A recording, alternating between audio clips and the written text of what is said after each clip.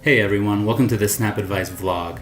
Today I want to talk to you about the number one reason why people struggle with web analytics and are unable to put tools like Google Analytics to use for them to improve their business activities, optimize their marketing, etc.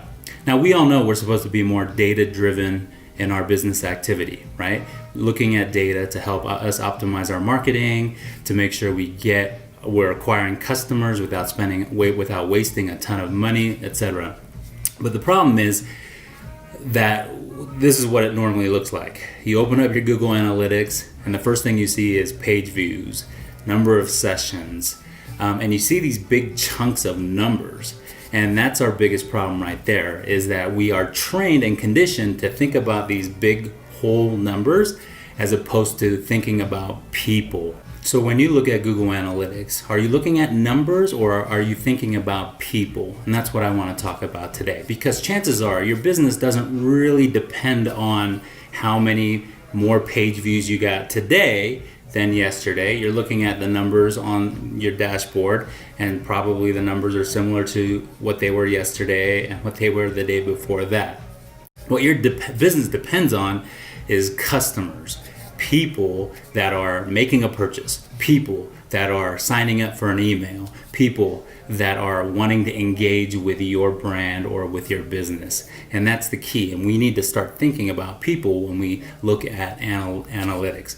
Now, Google Analytics doesn't really do that very well. They've released their version of cohort analysis, which we'll talk about in 1 second.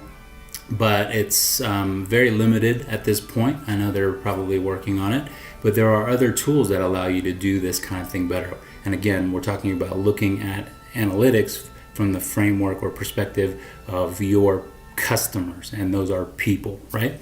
And so what cohorts are, it's pretty simple actually. It's breaking down larger groups of visitors to your website or users of your mobile app, etc., into smaller groups of cohorts of smaller groups of people that actually have something in common. So it could be the number of people that visited your website on any given day. It makes more sense to look at that number of customers as a group than to just look at this big number, 3,000 page views or 200 sessions, etc.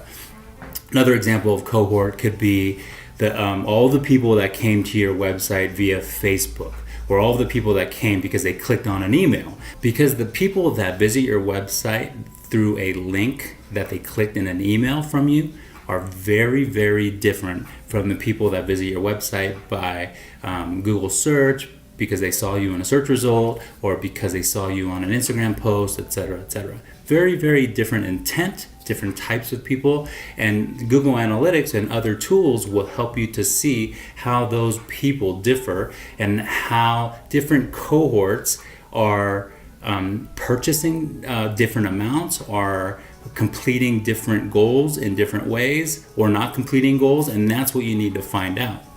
So going back to the tools, Google Analytics doesn't really make it easy to look at goals. First of all, this is the other thing. You have to be extremely goal-oriented when you're looking at people visiting your website, because that's what people do.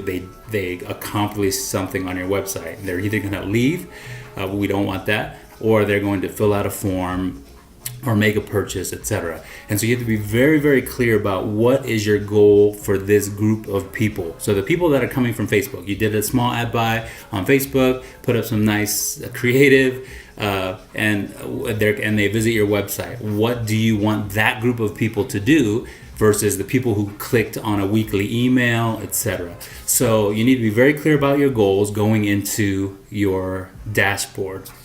Now, again, GA doesn't really do this very well. Actually, everything is possible in it. It just takes a lot of work. So I'm thinking for the average person, it's hard to set up goals and to use campaign tags so that you can track the journey, the customer journey, right? Now, there are a lot of other tools that make it easier because they're just people-centric in their approach. Now, Google Analytics has been around for a really long time, so it's harder for them to evolve in this way. I'm sure they'll get there, but I'm thinking about tools like Mixpanel. Amplitude is a great one that I love. there's a free version, but it's pretty pricey once you get up to a certain number of customers or data points. Hotjar is another good one that approaches it differently. They're very people centric, but Hotjar is a little different in that they started out as a heat mapping tool, so they're more concerned at this point, I think, about each individual's customer journey. So where are they clicking? What are they doing once they're on your website? And it gets really hard to kind of look at all that data. It's a lot of data.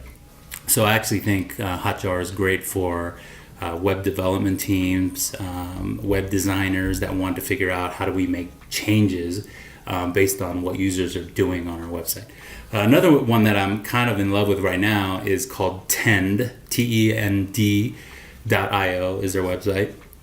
And it's, it's kind of new, so they still have a lot of work to do. It's not as fast and responsive as I'd like.